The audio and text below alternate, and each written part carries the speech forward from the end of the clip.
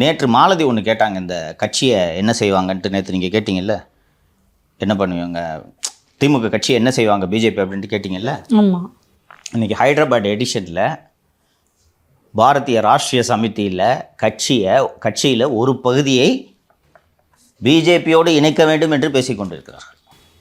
மகள் கவிதா கூட சொல்லியிருந்தாங்க, பிஆர்எஸ் கட்சியை வந்து பாஜக இன்றைக்கி சதி நடக்கிறது. மகன் ஒரு புறம், கேடி ராமராவ்ன்றவர் மகன் ஒரு புறம், கவிதா ஒரு புறம், மகள் ஒரு புறம், அவர் ஒரு பக்கம் இவர் ஒரு பக்கம். கட்சி இன்றைக்கி எந்த நிலைமையில் இருக்குதுன்றதே தெரியல. பிஜேபி எப்படி எதிர்த்தார் ஞாபகம் இருக்கா? சந்திரசேகர் ராவ் என்ன பண்ணாங்க? கட்சி சரி தவறுன்ற வாதம்லாம் இதில் நம்ம பேச முடியாது. என்ன பண்ணுறாங்க பிஜேபின்றதை பார்த்துக்கங்க. ஆம் ஆத்மி கட்சி இருக்கிற இடமே தெரியல.